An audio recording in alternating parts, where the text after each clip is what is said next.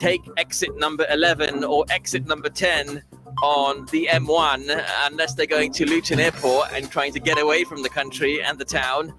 It's good that people are ordinarily just coming into the town wondering and curious, and I hope Luton Borough Council manages to pull off a successful big weekend this weekend. Anyway, coming up on tonight's program, we're going to be talking about the war in Gaza and talking about the fact that today the International Court of Justice, the ICJ, has issued a dramatic ruling ordering Israel to immediately halt its military offensive in Rafah. That's an interesting development. We're going to be speaking to a legal expert on the line on that topic very, very shortly. Also coming up in about half an hour's time, we're continuing our discussion on knife crime and asking the question how knife crimes are traded so easily and their use has become normal. It's so easy to buy a very dangerous weapon online, and the aid checks are very, very trivial. Is change needed? Well, we're joined by John Tizard, the newly elected Police and Crime Commissioner for Bedford. He'll be giving us his plans for knife crime in about half an hour's time. And we're also joined by Sheetal Gill, who is the auntie of Ashish, who sadly died as a result of knife crime only last year, around this time last year, believe it or not. So that's coming up in about half an hour's time. And the second hour, from about an hour's time tonight, we're talking about, of course, the elections that are going to happen on Independence Day on the 4th of July. That's going to be interesting, and we're going to be speaking to one of the candidates who is going to go for an independent seat in Luton South. Stay tuned to that. Also joining us is former chairman of the Conservative Muslim Forum, and now he's a member of the Lib Dems, Muhammad Amin. A lot of that and more coming up on tonight's program. Zafar Saab is in the house as well. Assalamu alaikum, Zafar Saab. How are you? Are you ready, Zafar Saab, for the big weekend? Yeah. Are you going to the festival? Are you celebrating? I'm going to a wedding. Hey, me too. I'm going to the same wedding. Yes. So there's somebody very important. No, I'm talking about the big weekend in Luton. Don't change the subject. Yeah, this weekend I'm going to a wedding, isn't it? No, I mean the festival in Luton. I'm not going to it. Stockwood Park. Not going to it. All right, me neither. Couldn't get any tickets. Not that I actually tried, to be honest. But I was just saying to the listeners of Asab that we need to look at the positives of this event and the fact that people will be taking, exit number 11 and 10 on the M1, whereas normally they'll just zoom straight past and never come into Luton. So I think there's going to be lots of buzz and activity for people who have a very bad impression of this wonderful town, and hopefully maybe that needle will go slightly more in the positive direction post-event. What do you reckon? Absolutely, yeah. Yes, it's a good thing to draw attention to I guess the positive thing that happened in town. Yeah, generally, yeah. There's a lot of energy in Luton, to be honest, right? People just don't. People just sort of try to look at it from the outside and make a judgment from the outside. They do.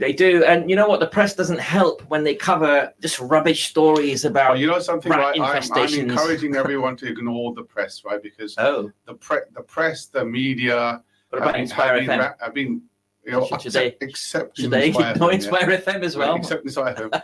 They have roundly been exposed as being, how should we put it, not 100% reliable with the truth, etc. So, but who is reliable with the truth? I think there's elements of the press that is more reliable, and there's elements that are less reliable. There is a body of opinion, right, who say there's no such thing as absolute truth. Oh, right?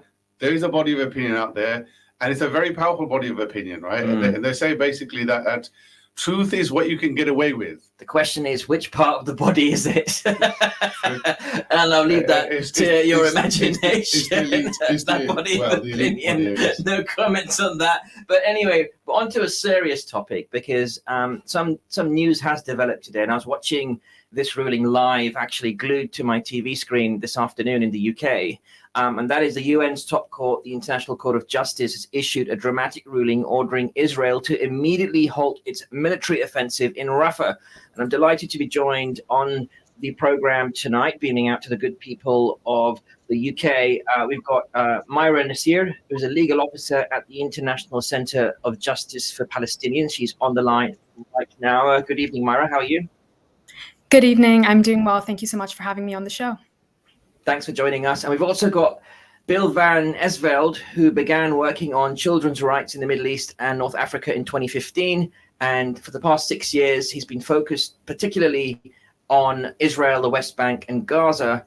And he's, a research fellow as well in the past. And he's contributed lots of reports. He knows what he's talking about when it comes to international law and justice, is the TLDR on Bill's amazing profile. Bill, welcome to the program as well. Great to have you on. Thanks. Thank you very much. So let me start with you, Myra, if I may, which is, of course, you've seen the ICJ ruling, both of you have this afternoon. I'm just wondering, Myra, how significant of a ruling is this, and is it legally binding? Yes, absolutely. So this is a very significant ruling. We've seen that the ICJ has ordered Israel to halt its military offensive into Rafah.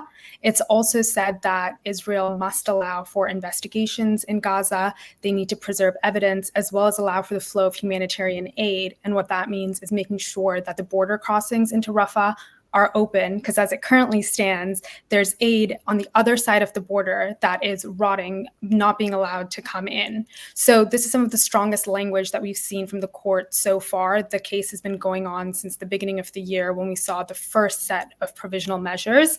However, time and time again, Israel has ignored the court's orders.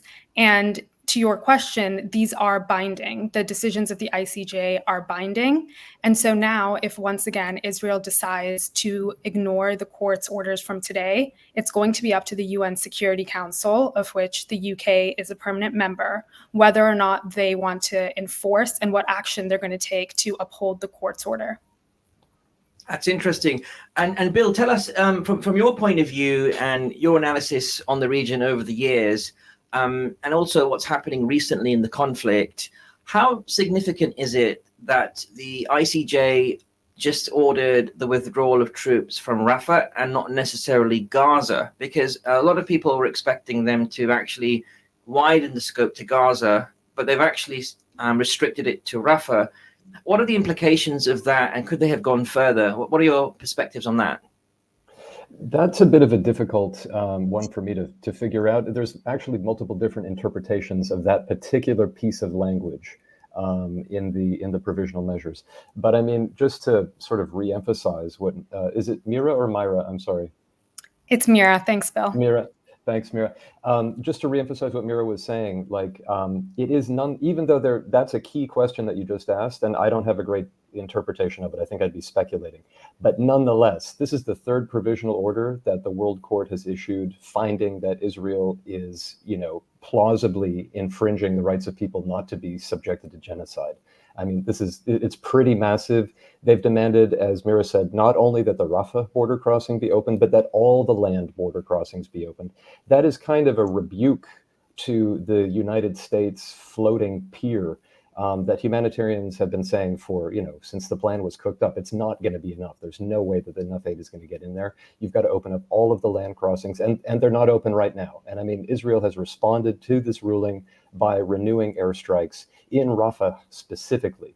So that just, again, goes to the point of we've got to have political pressure the court is only a court, and it can't demand that its own rulings it doesn't have an army. So we've got to have political pressure from particularly the UK and the US to get these provisional measures against genocide implemented. Makes sense. And Amira, let me come back to you, if I may, which is, we saw earlier in the week as well that Benjamin Netanyahu had an arrest warrant requested against him as well. What was worrying to a lot of the people who are sympathetic to the Palestinian cause is that, America and Joe Biden came out and other countries came out critiquing this arrest warrant and even threatening sanctions against the ICC. How unprecedented is that, where countries, sovereign nations, are pressurizing, if you like, an independent court to make a decision in a certain direction? And some were even calling out the religion of these judges from the ICJ today and also from the ICC, who both have Arab and Muslim sounding names. What say you? Yeah, so this is very troubling. It's also not the first time that the US has threatened sanctions against the ICC. This happened a few years ago under the Trump administration as well. And it is highly problematic because it undermines the court's independence potentially and also its impartiality. But I think what has been very significant this week is that the chief prosecutor of the ICC, Karim Khan, said in his statements where he announced his request for arrest warrants that these are not actions that his office will tolerate.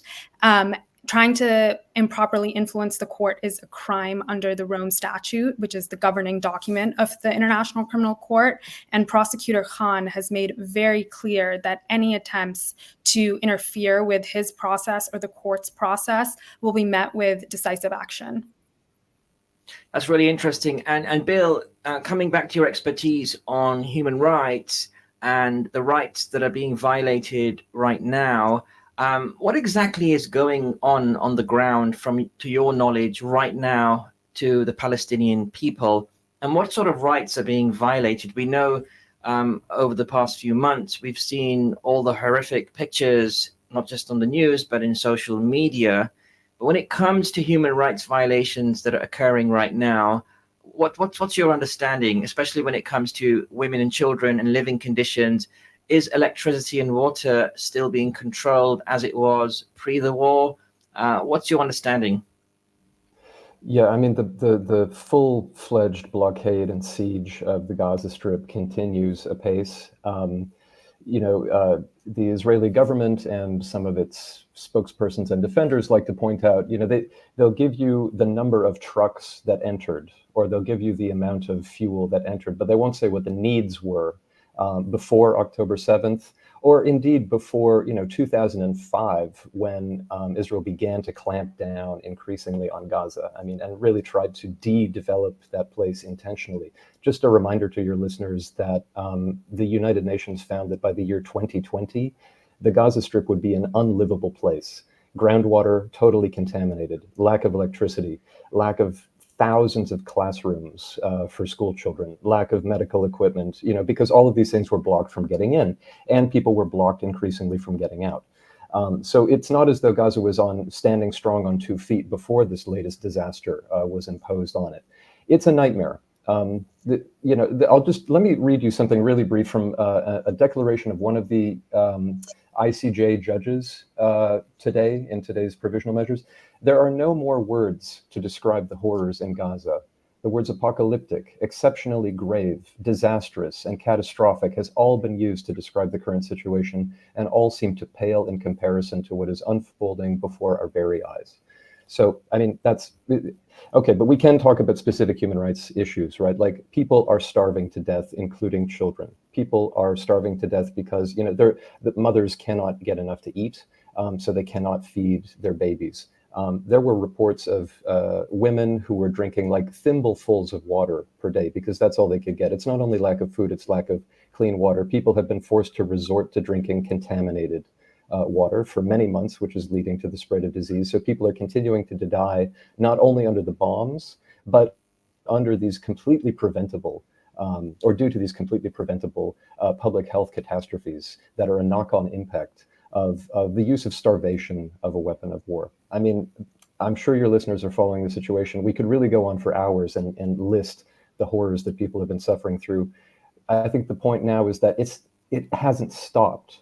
Like, there can be the danger of media fatigue, where you see the same horrors perpetrated day in, day out, but the same horrors continue to be perpetrated day in, day out. Every day this goes on is a nightmare.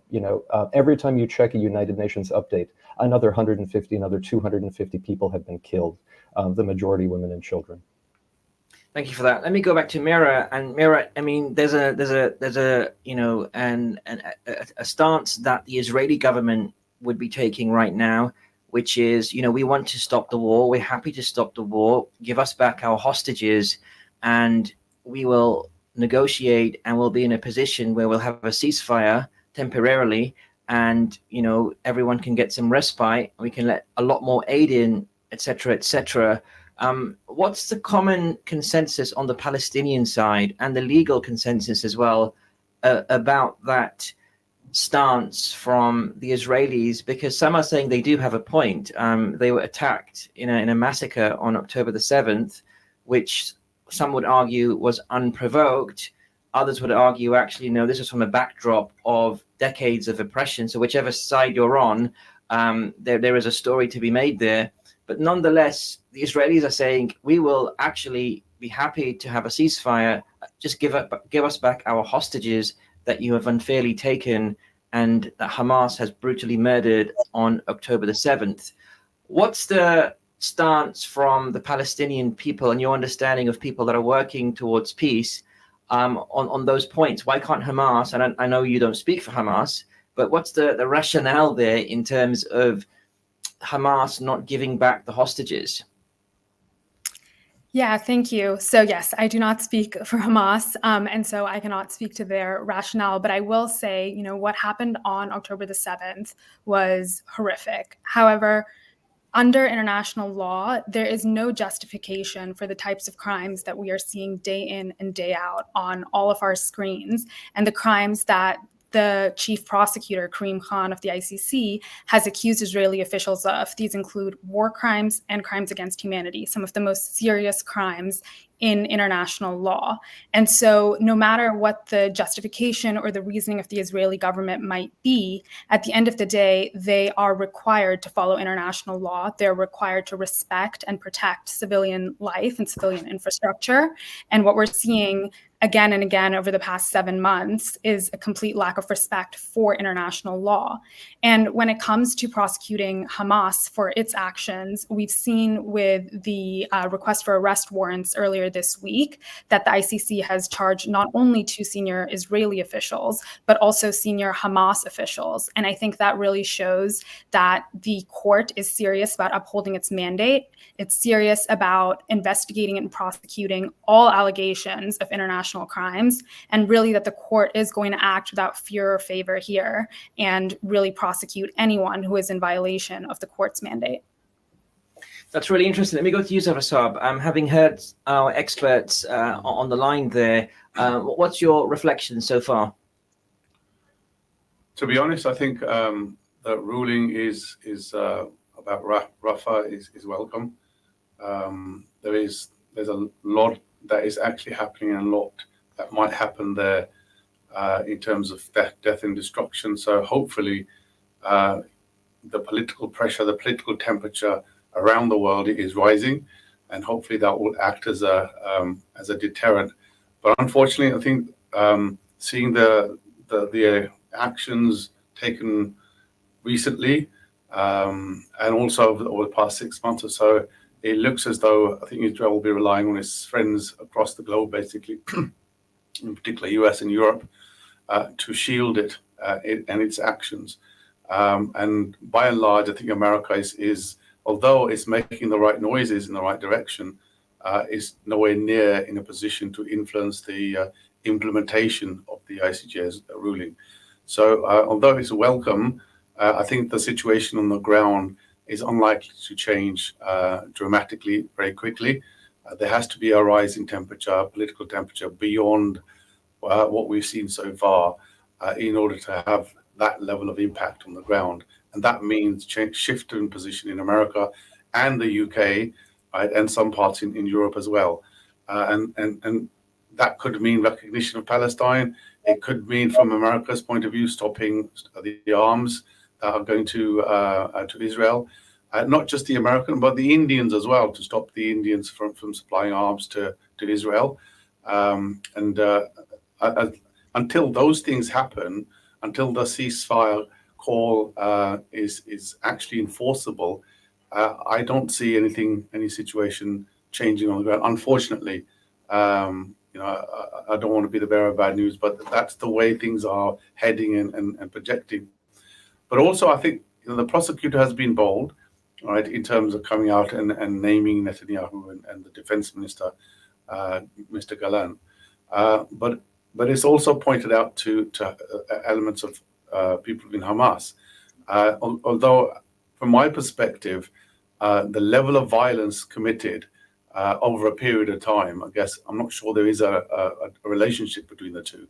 And the likely outcome is that the Palestinians would bear the brunt of the ICJ ruling, because there is momentum, there is ways to influence the implementation of the ICJ rulings. But I cannot see the ICJ rulings being implemented against the Israelis, to be honest. Yeah, interesting. And Bill, obviously, there's an election happening, not just in the UK, but in November in the US as well. And that probably weighs heavily on the candidates and on Biden as well. And if you look at the kind of tightrope, if I can call it that he has to walk, he has to keep the local audience engaged, and he also has to keep the international stage engaged as well. How likely is it that America will stop supplying arms beyond the small gesture they made of late and of stopping to supply arms? How likely is it that's going to happen? Isn't really the problem Netanyahu? Because it seems like it's Netanyahu and his right-wing extremist government that really is causing the issues. Because for me, it's surprising that even Israelis that I know are against Netanyahu and his actions. Most Israelis are actually against what's going on right now. They're saying it's gone on for too long and it needs to stop. And they actually want peace, except for the hard right. Well, what say you in terms of the American government response and what it should be doing? Well, I mean, you raised the key political questions, and I wish I had a crystal ball where I could. I wish I had a crystal ball where I could also influence the outcome as well as seeing it. But we don't know what's going to happen in the U.S. What I can say is that the United States has been a disastrous enabler of the war crimes against humanity that Israel is very credibly accused of committing, and which my organization, Human Rights Watch, has itself determined Israel is committing, including the use of starvation as a weapon of war. I mean, nobody should be supplying arms to that kind of actor in a conflict. We've called for an arms embargo, and we really hope that if arrest warrants are issued by the ICC, and in light of the third temporary provisional measures being issued by the International Court of Justice, that other countries will sort of get the memo and ensure that they are not complicit in the crimes that are happening in Israel. So far, the United States has been a disaster. It has, apart from saying that it had a red line on the invasion of Rafah, and doing a very tiny positive thing by withholding the shipment of 2,000-pound bombs that Israel has repeatedly used in densely populated areas. And in a single one of those bombs will kill anything within a massive radius of it. So the idea that you'd be using those things in a populated area filled with children and women and other civilians is really just, prima facie almost a war crime. Apart from halting one or two shipments like that, the United States has increased the weapons it has supplied to Israel during the course of this conflict. It has reduced the checks and balances that used to exist on certain aspects of its armament supply to Israel. For example, there's a weapons stockpile in Israel, a US weapons stockpile in Israel. Israel used to be able to only withdraw obsolete items from the stockpile, and that was subject to congressional oversight. That's been waived. Now they can take the best, newest goodies out of the stockpile, and there's even less oversight over it, in addition to the extra billion that was just shipped and the 14 billion that the U.S. Congress has sent. So, as you say, scary. Biden, it's, yeah, I mean, it's we need to wrap it up there. Bill, thank you for that. Thanks for sharing that. Mira, last 30 seconds with you. What are the next steps? If Israel, as it looks like it will, ignores the ruling from the ICJ today, what are the next steps that actors can take in order to, really stop Israel and enforce this particular type of legislation that we saw today? 30 seconds. Yeah, absolutely. Regarding the ICJ, I think it's imperative that all UN member states start to put pressure on the Security Council to enforce the ICJ provisional measures rulings. And really, I want to emphasize that if Israel does not follow the provisional measures rulings and other countries like the US and the UK continue to aid Israel, then they too will be complicit in the crimes that Israel is accused of. Very clear. Thank you so much to both of you for joining us tonight on Friday Night Live. We hope to have you back on the program. Listeners, this is Friday Night Live. Stay tuned. We'll be right back after these messages. Don't go away. Assalamu alaikum. In Luton and its surrounding areas, it is now time for Salat al-Asr. Luton और इसके मज़ाफ़ात में नमाज़े असर का वक्त हुआ चाहता है. This azan has been sponsored by Ideal Properties. Contact us on 01582 72 1110 or log on to www.idealpropertiesltd.co.uk.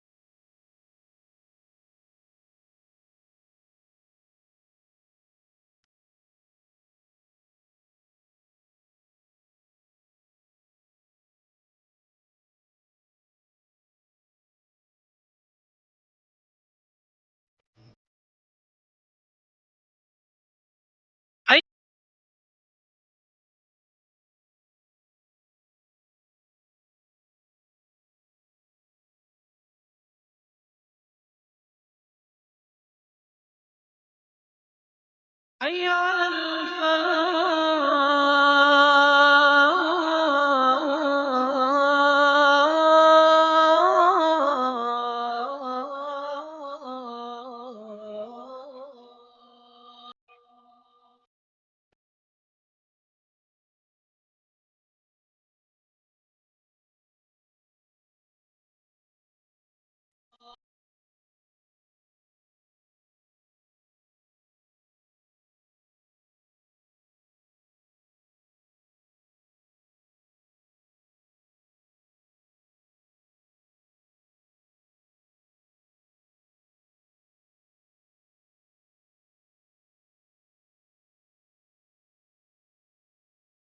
اللهم رب هذه الدعوة التامة والصلاة القائمة آت محمدا الوسيلة والفضيلة والدرجة الرفيعة وبعثه مقاما محمودا الذي وعدته إنك لا تخلف الميعاد. Would you like to sponsor the Azan? If so, give us a call on 01582 481810 or email us on info@inspirefm.org.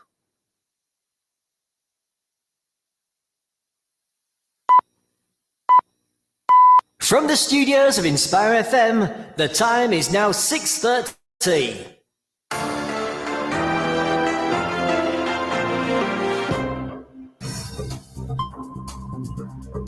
Assalamu alaikum. Welcome back to part 2 of tonight's edition of Friday Night Live with me, Abdul Akbar, and Zafar Iqbal Sahib. It's, of course, Friday, the 24th of May, 2024, and we're going into the big weekend, an extended weekend, of course. It is Bank Holiday Monday, this Monday, and, of course, delighted that we're all going to be, hopefully most of us are going to be enjoying an extra day off. Well-deserved, I'm sure, for many of you listening to tonight's program. So far, we've talked about the ICC arrest warrant and the ICJ ruling today for Israel. Hopefully they are going to implement the ruling, but I'm not going to hold my breath on that one because Israel clearly seems to be wanting to ignore any kind of challenge, even legal challenge, against its actions in the region. Anyway, coming up in about half an hour's time, listeners, we're going to be talking about the general election, of course, that Rishi Sunak called a couple of days ago on the 4th of July. It's a very interesting development as well that's happening in Luton and surrounding areas, where we do have lots of independent candidates coming forward saying, vote for me. The question is the community shooting themselves in the foot by diluting the vote? That's the question I'll be putting to these so-called independent candidates. Shouldn't they just support one of the big major parties and get behind them and get the parties to actually agree to the agendas that they are advocating for? Isn't that the right approach? I'm going to be putting those questions to the independent candidates in about half an hour's time, so stay tuned for that. But right now, I want to go into a very important topic, and we've covered this topic a few times on this program, and of course, it is the topic of knife crime. Indeed, how knives are traded so easily and how their use has become so normal on our streets, particularly amongst the younger demographic walking around. Now, what's interesting as well is that there's actually a shop in Luton in which you can buy lots of knives online. It's a very popular shop amongst people who like to buy that kind of equipment. And one of those people actually, who ended up murdering somebody, bought a bunch of knives from this online store that's actually in Luton near Stopsley. And it's actually quite disturbing how easy it is. I actually went onto this website to see how easy it was. And of course, there are age verification checks, which are required by law. But nonetheless, you can actually take anybody else's ID, like your mother's ID or your father's ID or somebody else's ID that happens to be over the age you're required to be to acquire a knife or a weapon of that kind, and very easily have it delivered to your door. And that's the workaround. Just use somebody else's ID. So the question is, how can you prevent that from happening? And many advocates are actually saying, do you know what? Just stop selling them. Like, why do we need to sell these kinds of weapons, knives, crossbows, and other kinds of dangerous weaponry online and make it so easy for people to manipulate? And you could argue that where there's a will, there's a way, right? As a facade, I mean, if there's a will, whether you have them online or not, if somebody wants a knife, they're going to get hold of a knife. But the question is, are we making it too easy? What say you? Well, to be honest, I read the same articles that you did, BBC. I don't know about this shop any more than perhaps you do. I have to wonder why these particular types of knives are traded, what purpose they are, apart from criminal purposes. If there were knives which are multi-purpose, like your kitchen knives, etc., you could perhaps understand. But these are, you could buy some Argos or IKEA, right? Yeah. But these type of knives, which were described in the article, seem to have one purpose, and that one purpose is to kill other human beings.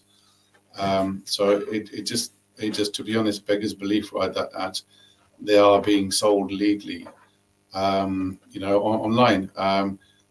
Yes, you can argue there are people who go hiking and live in the wild and fend for themselves, etc. But you're in Luton, mate. Yeah, and you know what they're going to get used for. Yeah, I don't know. Yeah, I mean, if you look at the record in the history, and we're going to be speaking to some very special guests right now on the radio. Delighted to be joined by Sheetal Lodia and also John Tizard, newly elected Police and Crime Commissioner, on the line. Welcome to both of you and good evening. Thanks for joining us on the radio. Hello. And Sheetal, let me start with you, if I may. And you're the auntie of a relatively recent knife crime victim, Ashish. Do you want to tell us a bit about Ashish and give us an overview of what happened and what happened to Ashish approximately a year ago? Hi, firstly, thank you for having me today. So Ashish is our eldest nephew. I'm his youngest auntie. And unfortunately, just June 29th, in Bedford, in Jubilee Park, Ashish was taken from us with a single stab wound to his heart by a young boy, and he was only 16, the young boy, who'd managed to obviously get hold of this knife. And my nephew happened to be in the wrong place at the wrong time. It was unprovoked. There was no conversation.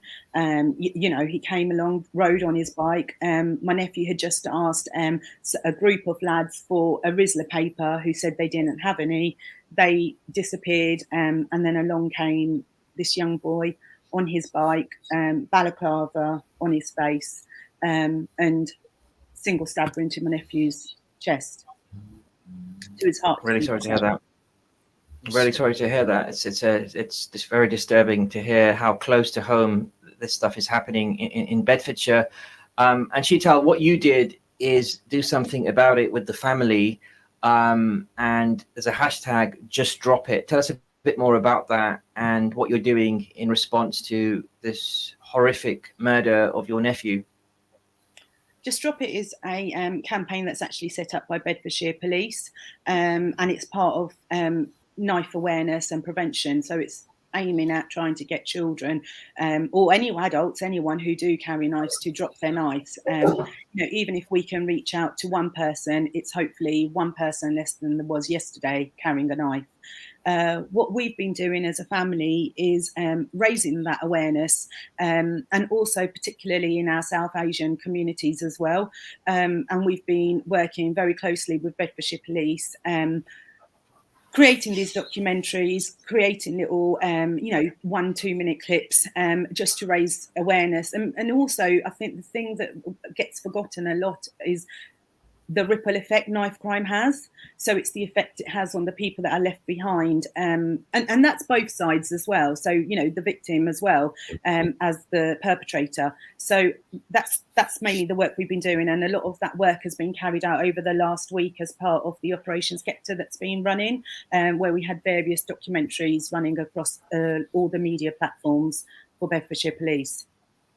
Thanks for sharing that. Let me go to John Tizard, Police and Crime Commissioner for Bedford. John, great to have you back on this program. Good to see you as well. Great to be with you again.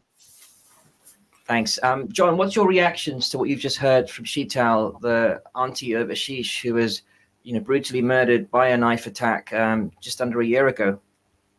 I mean, it's just absolutely appalling, and I don't think any words that we can use can begin to imagine what it must be like for Chantal and her family, having gone through this horrendous experience of a young life being taken for no reason and no purpose.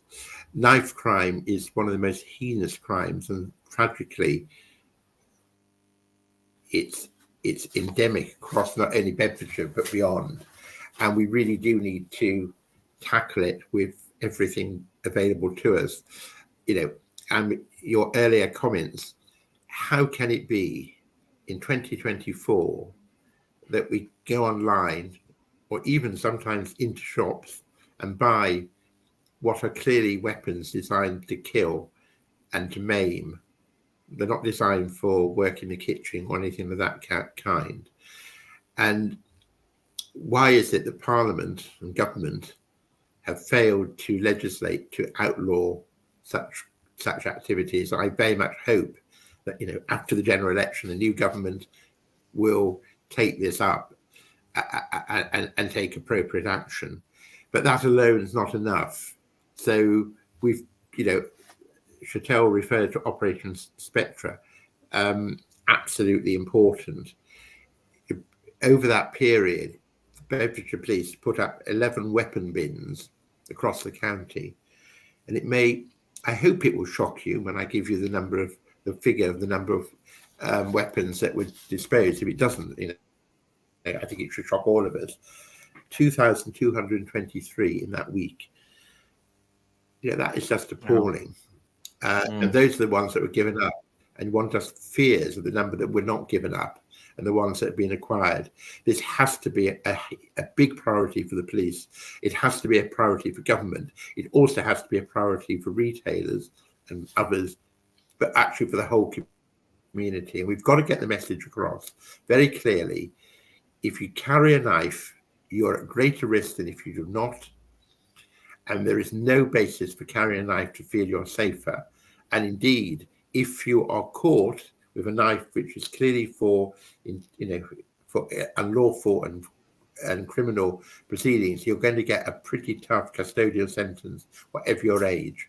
So it ruins your life as well. And we've just got to get this message across. This is unacceptable, unnecessary, and quite frankly, inappropriate in 2024. Thanks for sharing that, John. Sheetal, let me come back to you if I may, which is I would love to know your perspective and the family's perspectives as to the cause for this crime. Of course, the cause were those perpetrators who attacked your nephew, no doubt about that. But what would you attribute the underlying causes to? And would you, like John just did, blame the government, for example, and its policy towards allowing for knives to be available so easily online to young people, if you like, and people who want to acquire those types of quote unquote weapons? What's the family's analysis and what do they attribute this problem behind? Because I think Just Drop It is a good initiative, and having bins everywhere and collecting, having a knife amnesty is great. But I don't think it solves the issue. What would you think, Sheetal, will actually solve the issue from your point of view?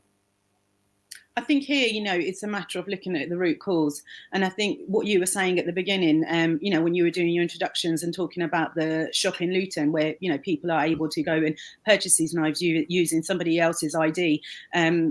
This was also one of my conversations that I had with another radio station as well. We need to address how these knives are being delivered. Another retailer, which, everyone buys from online, you order anything from them and they too ask for your ID even coming to the door, and they match your ID up with the parcel. I don't actually understand, to be honest with you, how easy it is for people to get hold of these knives when they're supposedly meant to have these checks in place. You can easily match someone's photo to their ID to the name on the parcel. And if it doesn't match, you don't hand over the parcel. It's as simple as that. So, we totally... unfortunately, we do totally blame the government in the fact that there isn't strict enough guidelines for these couriers who are delivering the parcels to doing the checks. And another thing that us family feel really strongly about, and maybe John, you can shed some light on this, because I know this is part of one of your areas where you want to supply more resources, activities for children to do. In my day and age, there was youth clubs. It kept children off the streets. It gave them somewhere to go. It gave them a social activity. We had a lot of clubs as well. I mean, statistically, it is children who are from, poorer backgrounds. So their parents don't necessarily have the means to put their children into clubs. So, what would your initiative, how would your initiative of, setting up these hubs help the children? But I think you raised a very good point. But can I say, yes, I was blaming the government earlier, but actually the blame has to be on those who take the knives and those who commit the crimes. The government should take more action, but it doesn't excuse what's happening. Agreed. If and when we have a Labour government, we're going to introduce youth hubs, which are going to be a form of what Chantal has described as youth clubs. I mean, we've lost so many youth clubs, and the youth service has been absolutely hammered since the austerity of 2010 onwards. So we need to restore that. There needs to be alternative activities, diversions for young people who don't then fall into the criminal system. We've got to do a lot more work in schools, and through my office as the Police and Crime Commissioner, we're funding work to support schools, early intervention. We're also working through what we the Accident and Emergency Navigator scheme, where we have social workers and others in both the A&E unit in Luton Dunstable Hospital and Bedford Hospital. So when young people come in with knife-related injuries, following up and supporting, but we have to really get the message across. And I think there is a role for parents, there's a role for schools, there's a role for Inspire and the media, and for all of us in the community to get the message across. It's not macho to carry a knife. It's not appropriate, and it doesn't give you any safety. We hear time and time again of young people, and sadly it seems to be every year younger people believing that they're in trouble, at risk, in danger when they walk to school or they walk to college, just out and about. And the way to protect themselves is to carry a knife. The way to protect themselves is not to carry a knife. It's actually, if you carry a knife, you're more likely to get stabbed than if you don't. But it just takes you into criminality. So we're getting young people brought into criminality, ruining their lives and their lives prospects because of this. And it requires all of us to act. We can police it better, and I hope we can put more police resources in, more work through our violence and exploitation reduction unit work we do, funded by the Home Office and by Bedfordshire Police. John, but that alone is not going to be enough. It has to be a whole community coming together. Yeah, I've got a suggestion as well, and let me take this as Efrasar. There's just two things that come to my mind, apart from the very good points that Sheetal and John just raised there around lowering this problem or eradicating it completely. And one is, I think, parental education. I think, a lot of these young people come from very disturbed backgrounds sometimes, and sometimes parents aren't actively involved in terms of what they're up to and mentoring them and guiding them, and making sure that they are sticking to straight line versus going off piste. And the second one is, I think, hip hop culture. A lot of young people listen to rap music and listen to music with very violent lyrics that talks about and glorifies stabbing and killing and beating people up. How much of a problem do you think that is? And what's your take on getting rid of this problem? Is that for me? Yes, for you. I think there's an element of it. I think there is a broader spectrum of causes of this type of problem, right? And included in there is, like you're saying, parental disconnection, right, with the youth. Knife crimes related to drugs, perhaps that's another motivator. And music, I think you say is right. I think we're living in times where more and more people are insular, We talk about youth clubs, etc. I mean, if you listen to Michael Bublé, Yeah, right, but you're not going to go out and stab people, probably, right? But if you listen to other types of hip hop, it's likely. But not that I listen to Michael Bublé, just to be clear. I don't know what you're talking about. So I mean, you mentioned youth clubs, etc. Right? But the use of youth clubs, right, is declining. Unfortunately, the reason for that is people are living into their lives, right? They're living next to a computer or an iPhone, etc. They're getting all of the inspirations right from social media and the devices they have, and there is an element of parental education, but I think parents are up against it, to be honest, right? There's so much pressures in so many different directions that children are confronted with. I think parents have got hope in hell, to be honest, right, to be able to cope with that. So the only thing you can do is trying to restrict access. People talk about putting filters on phones and allowing. It's hard, though, isn't it? Even at school, you're getting exposed to it at school as well. It's very hard. Yeah. So to deal with it, I think it's going to be again multifaceted approach. Basically, education in schools, making it unpopular to carry knives. Right, was knife crime? You're tenured, right? Was knife crime an issue when you were younger, and you were growing up in the 70s and 80s? To be honest, right, there was crime. There's always been crime, but knife crime, in particular, didn't feature as, from what I can remember, it didn't feature as being a prominent issue. To be honest, I think knife crimes have become prominent recently. And they're driven by, like I said, many sort of different factors. But it was. I just feel like when I was growing up in the 80s, I don't remember knife crime being such an issue. I think that definitely drugs were an issue, and they've always been an issue. I think alcohol abuse was an issue.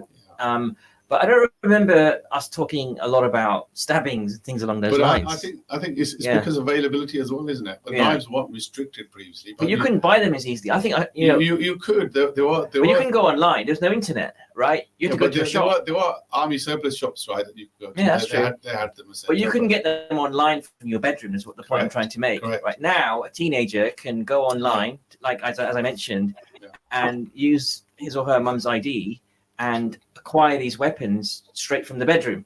True. So I think that kind of availability has increased, and maybe that's also made it easier. Well, I think Shuttle's suggestion is a very sensible one, right? Whereas if somebody orders under a particular ID, he should be able to cross-match. Well, the delivery agency should be able to cross-match that ID. And they don't normally do that. And they don't normally. They just dump it. I'm not speaking for all delivery companies. I'm sure there are good ones out there that do make sure that the ID matches the ID from the guy who's opening the door. But some don't. Usually the focus is on deliverability rather than sort of delivering to the right person. And those delivery companies are under pressures as well, right? Those couriers don't want to come back the next day and try and deliver it, so they just want to dump the parcel wherever they can. And it's not your postman anymore, is it? It's anybody, right, who's got a bit of who's got some ability and is able to deliver parcels where they can. And normally it's agency staff. Yeah, agency staff. They're not regulated. Yeah, it's tricky. Anyway, thank you for that, Zafar. We've got a few minutes left, so let me get last words from Sheetal. Sheetal, one of the things you mentioned was that you've been doing a lot of advocacy work and outreach work with the family to raise awareness of this. I think Zafar mentioned specifically about social media and there being a lot of influencing, pro-knife. Is one way to fight this to actually get influencers that are anti-knife, like famous faces, influencers? Why not invest in that? I mean, what are your thoughts on that? Final words from you. Yeah, I mean, we're looking to do a protest, a march, later on in the year, which, dates and everything, information will be revealed. And for part of that, we've approached a couple of famous people who also stand up for knife crime. So, yeah, I mean, I do think social media on the children today has a massive impact. And that's definitely probably a good way to getting through to them at some angle. I just want to also just add on to the hip hop comments. Sorry, I know I'm going off track here a little bit, but I just want to say I don't necessarily agree with the fact that about hip hop heightens knife crime as such. I think it's very much what John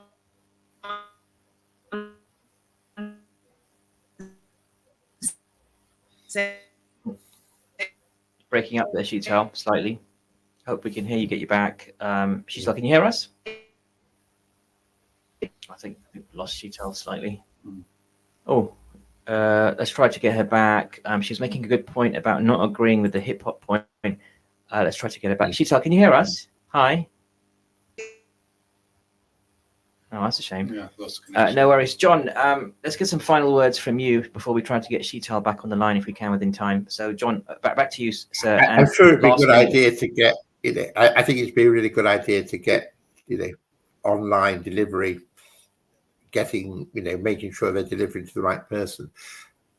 But some of the knives we're talking about and the weapons we're talking about just does not be available. So we need to, I think, get that ban in place. I think we've got to do a lot more work in the way we're doing through the police and through the Office of Police and Crime Commissioner, working with schools, with parents, with communities. I agree with Safar that people are not, young people are not going to youth clubs in the way they were. One of the reasons is they're not there. So we actually do need to introduce youth hubs and other alternatives. But we also need to, I think we need to have that education program, that persuasion this is the wrong thing. We also need, as Bedfordshire Police are doing, is to crack down when people are using knives for the wrong reason and, and take appropriate action. But the key message must be to young people, it is not macho to carry a knife. It is dangerous to carry a knife. You can either get stabbed or you can find yourself locked into the criminal system and your whole life. But for the rest of your life. We're out of time, John, but I want to quickly get... Sorry about that. Yeah. Thanks, John. That's all right. Thanks for joining us, John. Sheetal, we've got 30 seconds left, but very quickly, what were you saying about hip-hop? 30 seconds, please.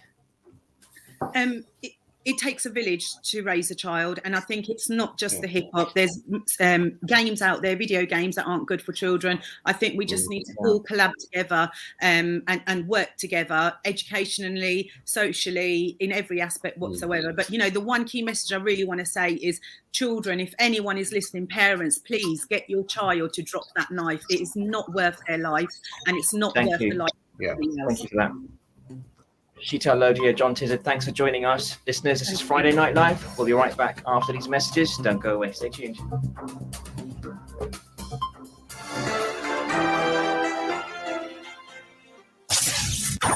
This program will continue after the break. Continue listening to Inspire FM. Inspire FM. Inspire 105.1 FM.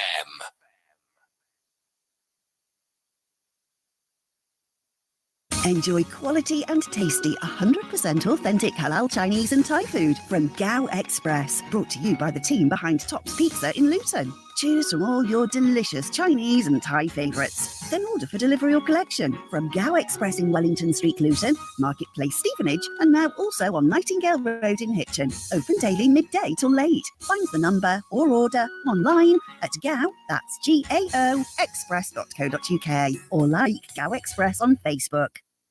Had an accident, a bump, trip or fall? Then you need Claims Specialists, your first choice for accident claims. The Specialist Claims Company on Dunstable Road in Luton. With excellent access to expert solicitors and on a no-win, no-fee basis, Claims Specialists use their 30 years experience to help get you the best compensation possible. For injuries at work, taxi, PCO and private hire incidents, road accidents and vehicle damage, medical negligence, plus rented housing disrepair. In short, when you need to make any claim, click on claimspecialists.co.uk or call 01582 733 222.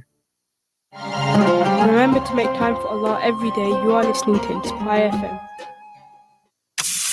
For the tastiest sizzling steaks around, book now for Taurus Luton Boot Street, LU1 2EP.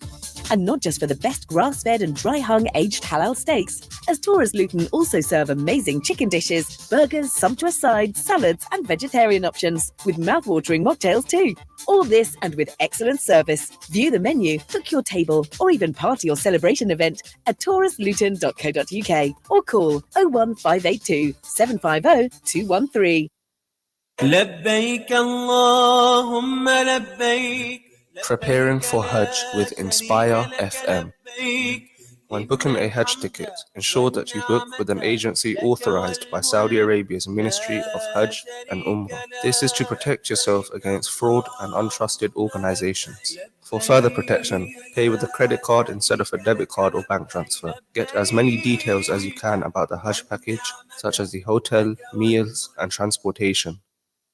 The Prophet ﷺ said, Allah will call a servant from my nation in front of all the creation on the Day of Judgment, and He will open for him 99 registers, and every register is as far as the human eye can see. And then will say, do you deny anything from this? Did my preserving angels, who recorded the deeds of people, wrong you? अस्सलाम वालेकुम, मेरा नाम किरण है। KORT Kashmir orphans relief trust मेरा एक खूबसूरत घर है जहां मेरे साथ सैकड़ों यतीम और बेसहारा बच्चों की तालीम और तरबियत और पुरसुकून माहौल में परवरिश हो रही है, और ये सब कुछ आपके तावन से मुमकिन है। अल्लाह से दुआ है कि अल्लाह करीम आपको सदा सलामत रखे, और उम्मीद है कि आप इसी तरह अपना प्यार, मोहब्बत और तावन जारी रखेंगे। KORT UK office 0300123774 court.org.uk. From the heart of Bedfordshire in Luton on 105.1 FM. This is Inspire FM News.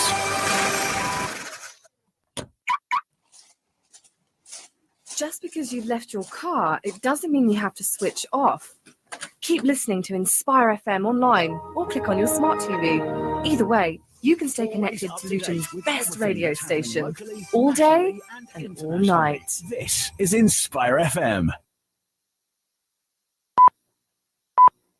From the studios of Inspire FM, the time is now 7 o'clock. Hello and welcome, this is Inspire FM. We're here at BBC Radio 1's big weekend at Stockwood Park. We're here with Councillor James Taylor, the portfolio holder for Regeneration and Inclusive Growth. Thank you so much for joining us, Councillor James Taylor. Firstly, what does this event mean for Luton as a town?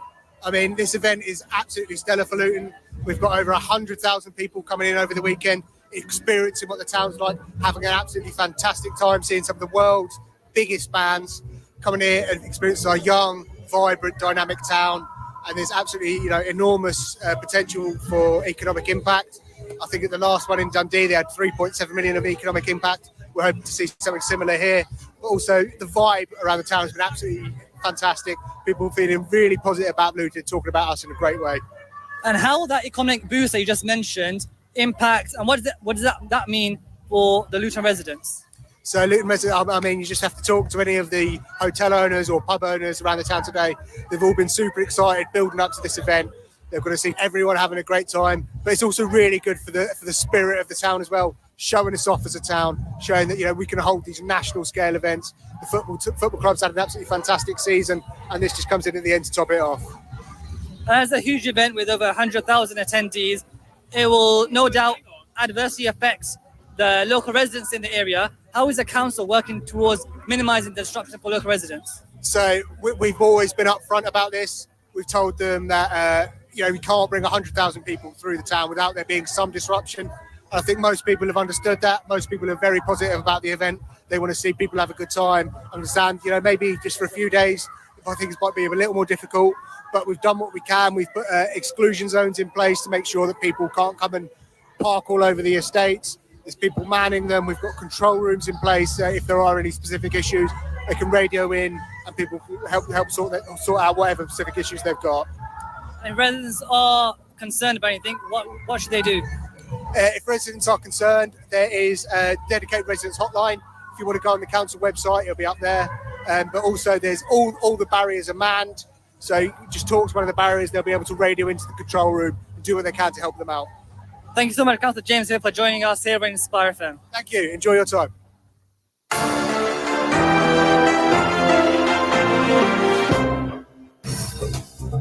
Assalamu alaikum, welcome back to part 3, tonight's edition of Friday Night Live on Friday the 24th of May 2024, and you've just been hearing some wonderful coverage from the big weekend happening in Luton this weekend. It's going to be an amazing 3 days in Luton at Stockwood Park. I'm personally not going to be there because I'm not a festival person, but I do think it's going to be fantastic for the community, right, Zafar?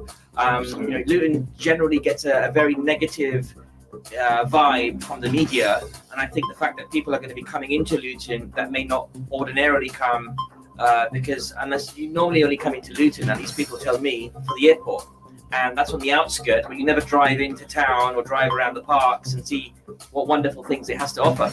Yeah, unless you come to watch Luton and Liverpool at the football game. but then again, I think if you live near the area, people rush in to watch the football and rush out again. But you've been Luton, you're a Luton kind of, you've been a Lutonian all your life, right? Practically. Pretty much, yeah. Is that right? And how has the town changed for you? Like in a couple of sentences, what's really improved? To be honest, I always felt Luton is home, regardless of how it looks, regardless of how people view it. It's home. It's peaceful. And you know, I've enjoyed living in Luton, to be honest, right? Otherwise I would have moved. Yeah. I don't go by what other people say about the town. I go by experiences, my own experiences. Yeah. And my experiences have been pretty positive, to be honest. Yeah, it's severely underrated. Look, I was born and raised in London, and I moved to Luton in October 2011, and I was surprised how negative the reputation was. You can't beat Luton for connectivity. Yeah, right? Three train stations. Yeah, 3 train stations, 2 nodes, right? Motorway nodes. Yeah. Nodes as in exits. Exits, basically. Yeah. Exits. Yeah. Entrances and exits, basically. Yeah. Airports. Airport. How many towns have an airport? 0. Yeah. There's lots of parks. There's lots of green spaces. Yeah. And unlimited mosques. Well, 26 from our perspective, alhamdulillah, is a good thing. Yeah. From Muslim perspective, I guess from a non-Muslim perspective. I mean, even from a non-Muslim perspective, there's an amazing Gurdwara, right? That's just opened up in the centre. That is a showpiece in itself. There's St. Mary's Church downtown.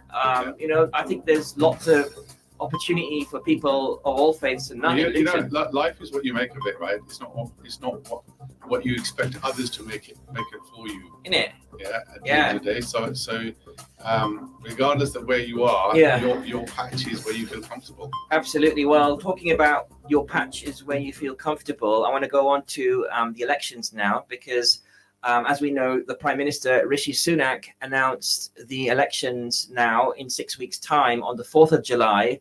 And of course, the Conservatives are going up against the Labour Party. They're going up against the Lib Dems, the usual suspects, the Green Party. Now we've got Reform as well, which is almost like UKIP version 2, albeit Nigel Farage is not standing for Member of Parliament. I think it's probably realised he's not going to get anywhere with it, right? So. Exactly. So they're on their own on that one. But now what we're seeing is, as a result of Keir Starmer's stance towards Gaza and Labour's modified policies in terms of the war that's happening right now and their reluctance to call for a ceasefire, even until they're saying sustainable ceasefire, which is qualified, but they're not calling for an unqualified ceasefire. And that's what we want them to call for. That's what the majority of normal people that are demonstrating want them to call for, but they're not doing that. So what's happening is that we're seeing an unprecedented number of independent candidates across the country, mainly of, I would argue and suggest, of Muslim origin, coming forward that would have otherwise supported Labour, but are now actually standing up as independents themselves. And that is notwithstanding Luton North and Luton South. So what's interesting is I'm actually delighted to be joined by a number of experts on this topic. And we're also joined by a couple of the candidates as well who are standing for election. And they're in the studio and they're also on the line. But before we do any of that, I want to go to somebody who is no stranger to this program. And also he was the former chairman of the Conservative Muslim Forum. And now he is currently a member of the Liberal Party. Muhammad Amin. Assalamu alaikum, Muhammad Saab. How are you? Walaikum, very well, thank you. Thanks for joining us. And tell us, what do you have? What advice do you have? As you know, as we all know, there is an election happening on the 4th of July, and we all know that there is a lot at stake, especially for the Muslim community, nonetheless the country itself as well. Why are you supporting the Liberal Democrats and not necessarily Labour or your previous party, the Conservative Party? Well, I joined the Liberal Democrats because the Labour Party under Jeremy Corbyn in 2019 was utterly unelectable, and Jeremy Corbyn is somebody whose politics I strongly disagree with. Keir Starmer has done wonders at reforming the Labour Party, but in my view, it is still that little bit too statist, that little bit too keen on state control of things, which is why I'm Liberal Democrat and not a Labour supporter. The Liberal Democrats in particular are very keen on individual freedom. Yeah, Mohammed, if you could speak a little bit louder, we're struggling to hear you a bit. So if I can ask all the guests on the line, thank you. Yeah, we're very keen on proportional representation, which the Labour Party is still not willing to adopt. It would transform the way that our country is governed. We have many issues where we are very different from the Labour Party. Okay, thank you for sharing that. Let me go to a couple of the independent candidates that are trying to get elected in the upcoming election on the 4th of July. On the line right now, we've got Atiq Malik. Atiq is no stranger to this program and radio station, and even to the people of Luton. He is a lawyer and a solicitor, and he is on the line right now. Assalamu alaikum, Atiq. How are you tonight? Welcome, Sam. Very good. Yourself? Yeah, doing good. So, Atiq, tell us what's triggering you to stand for Member of Parliament in Luton? What's the reason you're standing this time? Well, it's very clear that party politics just aren't working. We've got a situation where the two major parties have ignored and are going to continue to ignore all principles of natural justice. We have a genocide going on. We have war crimes going on. We have the International Criminal Court hopefully in the process of issuing warrants, which we know neither party will back. And the situation really is this: in the world of activism and justice, there's a saying that there is no justice, just us. If we don't stand on the right side of history in something which is so clear cut, then where do we stand? How can we align ourselves with a party that is actively arming those that are committing genocide? And how can we align ourselves with a party that refuses to call out war crimes or genocide? And let me just say this: when some aid workers were killed by Israel, there was a massive outcry of 2 or 3 lives, which are very important, don't get me wrong. But the same outcry did not exist for 40,000 children that were killed. And that's because of the color of their skin. It's that simple. Brown lives, black lives, and Muslim lives do not matter to these parties. And the town of Luton is very diverse. We have many issues, a lot of them arising from poverty, and a lot of them are there because the ruling elite do not care about the people of Luton because we're so diverse. The ruling elite are anti-migrant, they are far right, and so we cannot trust for them to do justice for us. Okay, Atiq, thanks for sharing that. Mohammed, let me come back to you on that before I go to other guests in the studio as well. So Mohammed, the ruling elite are far right. What say you? Is your party far right? The Liberal Democrats are certainly not far right. For example, when the prosecutor for the International Criminal Court sought the arrest warrants for both the Hamas terrorists and for the 2 ministers of the Israeli government, Ed Davey, our leader, was absolutely emphatic that the law must take its course without interference from governments, whereas the Conservative government has basically been, I think, condemning the International Court rather like the way that the American government has. From memory, Keir Starmer, Labour Party, has taken the same approach as the Liberal Democrats. I couldn't guarantee that, but I think they've taken the same approach as us, which is to let the law take its course. I remember David Lammy saying that. Okay, thanks for sharing that. Atiq, let me come back to you. Any responses to that? Well, can I just say that's incorrect? David Lammy and Keir Starmer are not on the same page in terms of enforcing any arrest warrants, and you'll see that happen as it comes along. But historically, There's been a situation previously, many years ago, and I haven't got the facts in front of me right now to quote it properly, but there was a situation previously where Keir Starmer has refused to enforce international warrants that are being issued. And with David Lammy and Keir Starmer, we have seen. All right, thanks for sharing. Are very eager. Actually, just hold the line there for a second, because I want to bring in somebody else on the radio as well, and he's also standing for one of the Luton seats. It's Dr. Yassine, and let's find out more about him. So, Dr. Yassine, are you standing as somebody who's an independent, or are you standing as part of a party? I'm standing for the Workers' Party. The Workers' George Party. Galvez. George Galloway's party. Yeah, yes. Okay, and tell us a bit more about that. What's triggering you to stand and align with the Workers' Party? Well, there are two reasons. One is, if you look at the track record of George Galloway himself, since the times of Iraq War, even previously, actually, when you go back to Bosnia War. I know in my days, back university days, back in 90s, we used to protest alongside Tony Benn, George Galloway, against the Bosnian War. Margaret Thatcher used to be the Prime Minister of the country. George Galloway has a track record of speaking against injustice, inequality, and especially whenever an attack has happened in Muslim countries. And as you can see from last 20, 30 years, Iraq was destroyed, and it was the Labour government. Syria has been destroyed. Libya was destroyed. Millions of people killed in that region. Afghanistan was attacked. By looking at the track record of George Galloway personally, his personal integrity, and the way especially he has been speaking for the people of Palestine and injustice, what's happening in Palestine, not especially this war. Even if you look at the previous track records of George Galloway, I think George Galloway is one of those politicians. He had an opportunity to work with people like Yasser Arafat. Okay, so from that point of view, I believe that George Galloway, as he was recently elected as a member of parliament, the way he spoke in the parliament, that was amazing and very exciting.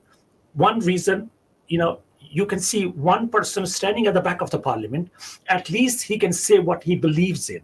He tells the British establishment, establishment parties, whether you talk Conservatives, whether you talk the Labour Party, they are the establishment parties. They are not the people's parties. All the people representing these people, these parties actually, they're not the ordinary people. These people are coming from wealthy backgrounds that they have no clue how ordinary people feel on the street. Understand your point. Atik, let me take that back to you, because I would argue Dr. Yassine is actually speaking. Oh, we've lost Atik for a moment. I want to go to Mohammed Amin. Mohammed Amin Saab, you joined the Liberal Party, having defected from the Conservatives. Why was that? Why didn't you join the Workers' Party, which, according to Dr. Yassine, who's standing as an independent candidate in 6 weeks' time, is more aligned with the Muslim vote? Because my opinion of George Galloway is almost imprintably low. One correction to what Dr. Yassine said earlier: at the time of the Bosnian War, the Prime Minister was not Margaret Thatcher, it was John Major. But coming back to George Galloway, I disagree with just about everything he stands for. He is like what? He's an apologist for Putin. He was an apologist for Saddam Hussein. He had no economic policies whatsoever. He wins votes by basically taking advantage of Muslim anger and concern. He's incapable of actually doing anything to improve the condition of Muslims in Britain or indeed internationally. I just disagree with everything that George Galloway stands for. Okay, that's very clear. Let me go to Atik. Atik, we lost you for a moment, but you're back on the line. Hopefully you can hear me. Yeah, apologies for that. Sorry. That's all right. Dr. Yassine saying, listen, I can't stand as an independent because there's a viable group that I can join, which is the Workers' Party, George Galloway's party. He's having a go at you as well, because why are you standing as an independent when you can join a wider cohort versus going solo, join a wider cohort like the Workers' Party or other parties, and have a greater impact? What say you? Well, look, we have to respect everyone's opinion. And if someone truly believes in George Galloway, fair enough to them. As far as I'm concerned, and people of my ilk and people that I represent, it's difficult for us to join any party. And actually, George Galloway is a very good illustration of why party politics don't work. Because On one end of the spectrum, you've got Tories and Labour supporting Israel, as in leadership. Okay, yes, there might be people within the party that are here or there, but the point is the leadership support Israel. And then you've got Galloway opposing Israel and supporting Palestine. But that's not where the politics ends, because you've got to look at the full spectrum. So whilst Galloway might support Palestine, he does not acknowledge the Uyghur issue, the Rohingya issue, and that's massive. Going beyond being a Muslim, being a human being, I stand for humanity. Any injustice anywhere, how can we turn a blind eye to it just for the sake of politics? It doesn't happen. And that's a brilliant example then of why party politics don't work. For Luton, what the parties have shown is that now is the time for us to have one of our own, and we represent Luton itself. Luton's a diverse town. Okay, we are very forward thinking. We are not followers. People who are born in Luton, raised in Luton, know that we are not followers. We are known to be fighters. Look at the resilience of Luton Town Football Club to come from the bottom to the top. That's symbolic of the people of Luton. And we are not going to be told you should think this way by the far right, or even by the far left. You should think that way. Colonialism and imperialism exists in China, and it also exists in the States and Britain. And we have had enough of being ruled by colonialists and imperialists. Dr. Yassin, who is standing for, the Workers' Party. Dr. Yassin, if I recall, and I don't know if memory serves me correct, but you've actually been a member of a number of parties in the past. Can you remind me which parties you've been a member of in the past? Originally, I started my politics with the Labour Party. You started with the Labour? 90s. In the 90s. And then when did you move on to that? 2003, I left the Labour Party. I went independent. So you went from Labour to independent? Independent. I stood as an independent councillor from the Saints Ward. Lost from very few votes. And where did you go after that? So Labour, independent, and after that? And then, obviously, I was, after 2003, when accession states, European accession states, they were joining UK. You could see the mass number of people coming from Eastern Europe to this country in 2003 and 2004. And they still are, more or less. No, but they were from Albania. Yeah. But in those days, I was personally, I always been very much against the European Union. Yeah. Okay. This campaign, I became part of this campaign actually back in '90s when I was a student at Oxford University. Sir Goldsmith. Who was fathering. But just remind me, so you went from Labour to... No. So you're giving me a long story, but I'm just trying to ask, what's your history in terms of your political affiliations? Then I because being an anti-European... You're struggling to say what you're going to say. I don't know what you're going to say, but what are you trying to say? So you went from Labour to independent to who? To independent, then I joined the UKIP.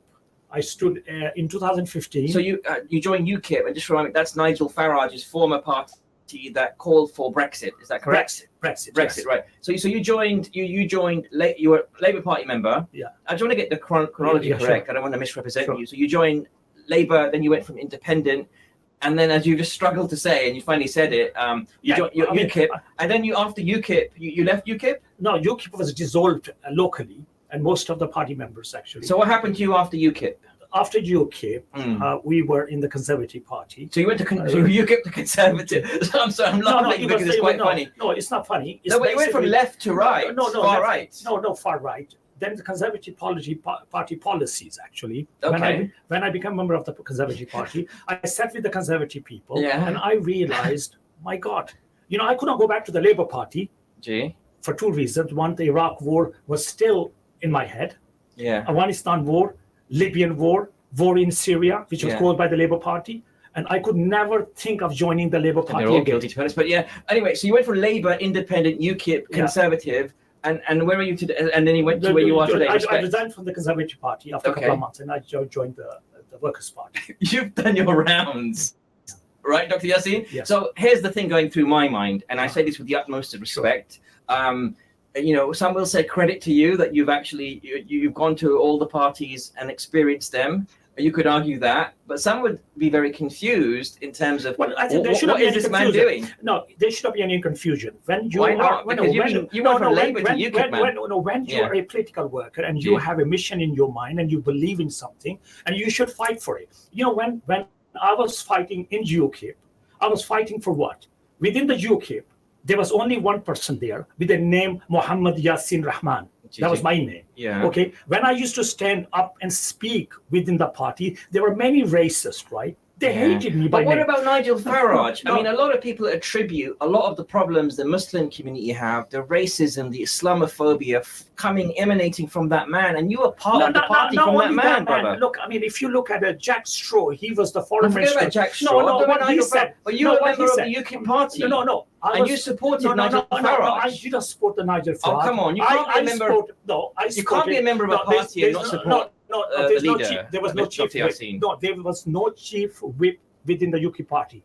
Chief whip. What does that mean? Is like a Labour Party has a chief whip. No, but there's a leader, correct? No, he leader comes and go. The question is... Nigel Farage was a leader at the time of your membership, sir. Let me elaborate on this. Please. I always believed this country, rather than Eastern European people coming here without any sort of visas, any requirements, Commonwealth countries, they deserved much better. So you only joined UKIP on that single ticket? Single ticket. You must come out of Europe. No, but that's like me joining the... I'm not saying UKIP is the same as the BNP. Let's be clear about that. Right. But it's like me joining a fascist party because I agree with one tiny policy about immigration, but nothing else. No, that was not tiny policy. That was the biggest challenge for this country. Okay. My belief was that we must come out of European Can you see the contradiction here, though, Dr. Yassin? Because you've been a member of UKIP, which some would argue has far-right affiliations, almost racist affiliations, right? Some would argue that. And now you're a member of Respect with George Galloway. You're at two opposite ends of the spectrum. George Galloway, personally, was... When you come to European Union or Brexit, George Galloway has been always at the same position as myself. Okay. George Galloway is one of those politicians. He always said that we must go for Brexit. We must come out of European Union. And his belief was that we should be more close to the Commonwealth countries. And you know what? Number of people coming from the Commonwealth countries after the Brexit in this country, you have nearly over 1 million people coming to this country as care workers, health workers from Nigeria, from India, from Pakistan, from Bangladesh. And you know why that has happened? Because we have come out of the European Union. Okay, we'll come back to that in a second. Stay tuned, listeners. This is Friday Night Live with me, Abdullah. We're speaking to some of the candidates that want your votes for Luton, Dr. Yassin, Atiq Malik, and also we're joined by Mohammed Amin, who's talking about his affiliations and his connections with the Liberal Party. We're going to take a short break, but after the break, I want to ask my guests, aside from Gaza and aside from the emotional vote with what's going on, and that's important, what else are they standing for? Stay tuned.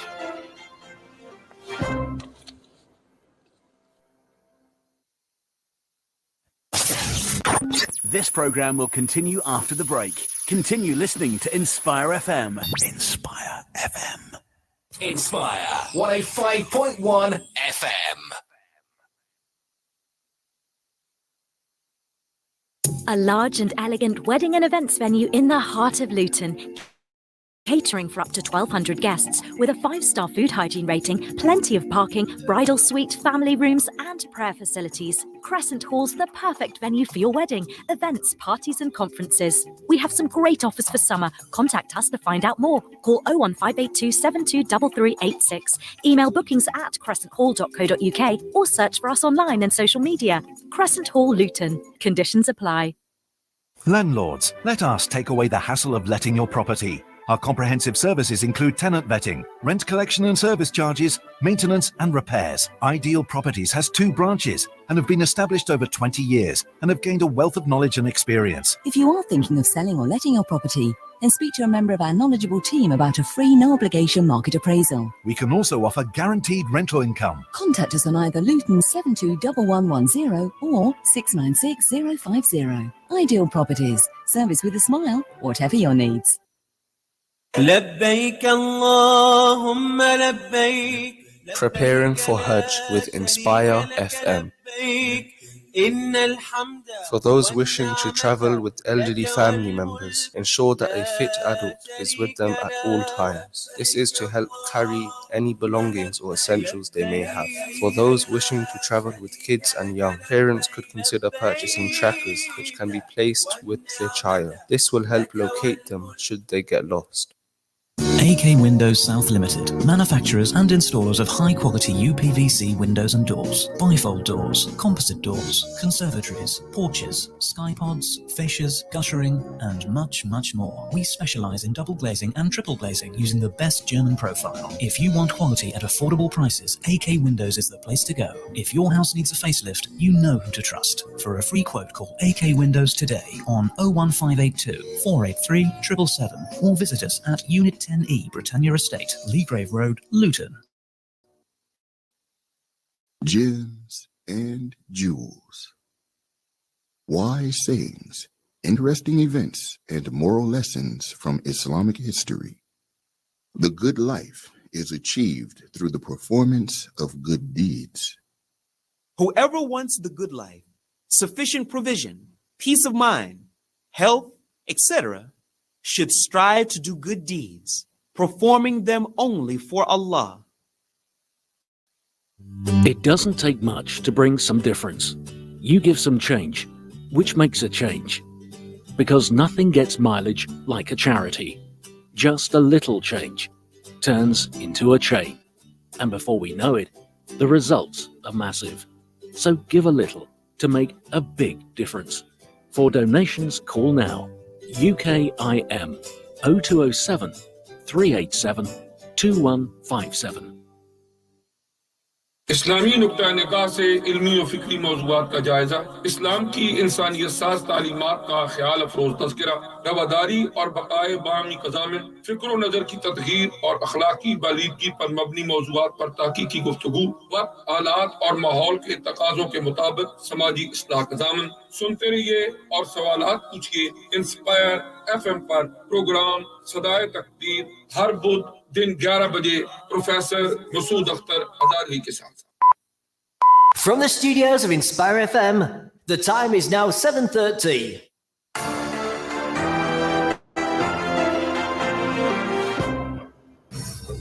Assalamu alaikum, welcome back to the fourth and final part of tonight's edition of Friday Night Live on Friday, the 24th of May, 2024. I'm your host, Abdul Akbar, joined in the studio by Zafar Saab. Zafar Saab, we're talking to some of the candidates that want to win the Luton votes today. And I think if anyone's tuning in from up and down the UK, of course, we are beaming out to the good people of Sheffield, Nottingham, Derby, Peterborough, and the Midlands through our partner stations across the nation. So welcome to everyone tuned in to tonight's edition of Friday Night Live. On the radio right now, we've got Atiq Malik, solicitor, who is aiming for the votes of Luton. We've also got Mohammed Amin Saab, who is the former chairman of the Conservative Muslim Forum and now a member of the Liberal Democrat Party, giving his points of view and why he thinks we should vote Lib Dem in the upcoming elections on July the 4th. And also in the studio, we've got Dr. Yassine, who's also going for the Luton votes. He's representing the Workers' Party as part of George Galloway. Zafar Saab, what's your analysis so far, and what are you going to be looking for when you cast your vote in the ballot in a few weeks' time? What are your criteria? To be honest, I think that the war in Gaza has demonstrated to us how weak our Muslim position is, how the political establishment, political parties, what low opinion they have of the Muslims and Muslim vote. So in terms of, from my perspective, I'll be looking for the value I'm going to get from my vote. What value is attributed to my vote, and my value top of the list really would be, like Atiq is mentioned, is justice. Justice for everybody, right? Justice for the Palestinians, justice for people who are suffering elsewhere. But equally, from my perspective, what's important is that this country. What about Luton, though? What about the problems in Luton? I'm coming to that. So we're waiting for an MP in Luton. This country has been run by two parties who clearly don't have a vision for the country. Right? They don't have a vision for the country. UK PLC doesn't stand for anything, right? America, is an arms exporter. It's a high-tech industry exporter, right? What does UK stand for? They don't have a vision for. They have been managing UK, right? But they've not been leading UK, right? So they've run out of options, as far as I'm concerned. I think it's time to. But they would argue there's been a pandemic, there's been the war. Well, that's what I mean. In Ukraine, there's been a lot of crisis managing. Unprecedented events of late. They've been managing crisis, right? Yeah. led the country in a way that it deserves to. It's a once in 100-year pandemic. Surely we can't blame. I mean, I think the way the Conservatives. To be honest, I'm not a Conservative voter. I don't know who I'm voting for. If the policies were right, if the country was led in the direction it should have been led, those type of things would have been dealt with without any problem. But listen, without any problem. But what I'm saying is, love or hate Boris Johnson and what he did, I've got to say that what they did during the pandemic, the Conservative Party in the UK, I wasn't in the country at the time. I was living in the UAE. And I've got to say, there were two countries that handled the pandemic extremely well. And one of them was the UK. The fact that they beat the Europeans to the vaccines, the AstraZeneca vaccine, and the fact that the rollout was super quick. Which has been discontinued now because that's a different story, though. Because it was ineffective, right? And it has but that's not their fault. Significant side effects, right? So I don't want to be sidetracked, right? That's a global issue, though. Yeah, it is a global issue. What I'm trying to say is that we expect that kind of thing, right, from governments. The governments are meant to handle these things. We elect these people because of their professionalism. We elect these people, right, because they should know and be prepared for these type of things, right? What I'm talking about is a vision for the country. These parties don't have a vision for the country anymore. They are managed. They are managed, basically, and they are managing the people of this country. Okay, let me take that back. That's what people need to break free from. That's the top of this. All right, let me go back to Atiq on the line, and we'll go to Mohammed Amin and also Dr. Yassin. Atiq, the mainstream parties are lacking vision for the country, according to Zafar Saab. What's your vision for the country, and more specifically, what's your vision for Luton, sir? Well, the reason they're lacking vision is because they only care about the top 10% or even the 1% or 5%. I mean, a good example is in the COVID PPE contracts, they were giving them out to their own family members. For Luton, we've got to look at what is the problem. The far right will say Luton's problem of crime and unemployment and homelessness and cost of living is all due to these migrants that are coming over, all these people from global majority backgrounds. But the reality is, the crime, the housing, all of it is linked to one underlying factor, that's poverty. So if we can address the poverty, we can then start addressing all the different problems.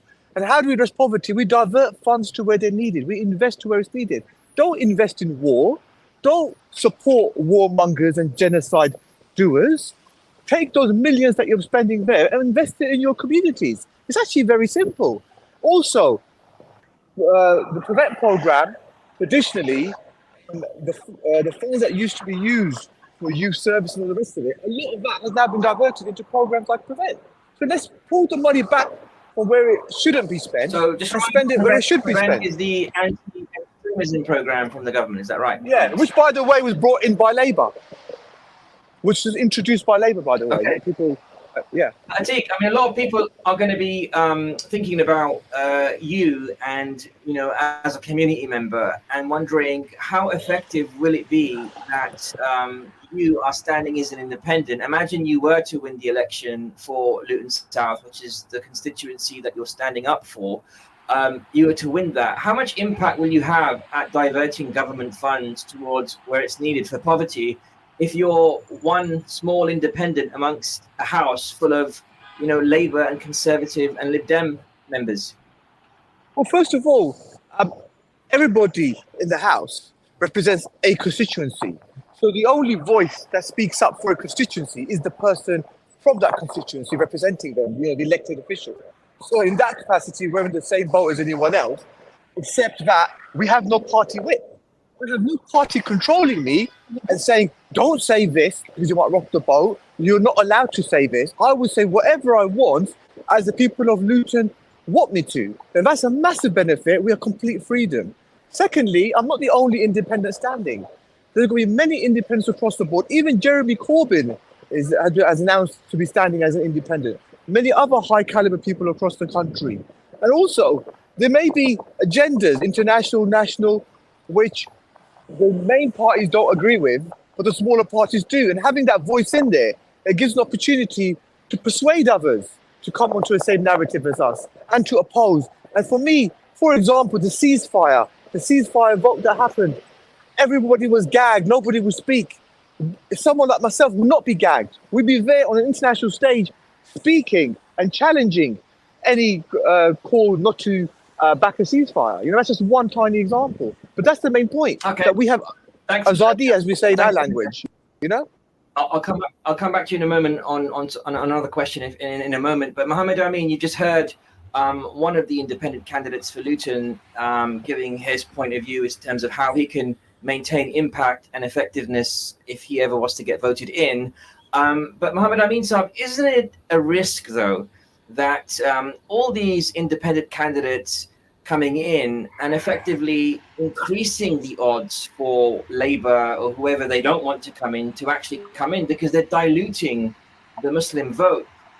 Wouldn't it be better for these candidates to get behind one candidate, even if that's an independent, in order to strengthen the case and unite versus to divide? What say you, Mohammed Amin Saab? You're a smart man. I would love your analysis on this. First of all, Muslims are citizens who care about many things. The economy, most of all, the National Health Service, education, tax policy. Foreign affairs is only one issue out of many. And when Muslims go to the polls, they need to think about which party is going to run the country best for them. And we've seen in the last 14 years, the Conservative Party run our economy into the ground. You've seen the state of the National Health Service. You've seen the state of sewage. The most important issue in this election is to get rid of this Conservative government. And if you're in a seat where the obvious party to get rid of the Conservatives is a Labour candidate, support a Labour candidate. If you're in a seat where the obvious person to get rid of the Conservatives is a Liberal Democrat, then vote Liberal Democrat. And frankly, these independents are wasting their time. Interesting. Thanks for sharing that. Let me take that back to Atiq before I go to Dr. Yassine. Atiq, that's a very simplistic view and lacks strategic thinking. It's almost like an institutionalized view of, let's go with this party, the rest of it. Let's look at the reality of what's actually happening on the ground and get rid of all the rhetoric. Conservatives going down, okay, they are not coming in. Lib Dems are going nowhere, they're not coming in. Labour's coming in, okay? That's the reality. Now, of all the constituencies across the country, there's going to be a handful that will go elsewhere. And there's going to be a handful going to independents. So when the independents take constituencies, they're not actually diluting anything in the overall picture, but they're sending a strong message that you need to respect not just the Muslim vote, but the votes of those that are from global majority backgrounds. It's a strong message, because then when issues happen, whether they are for domestic issues, national issues, international issues, in the House of Parliament, our voices count for something.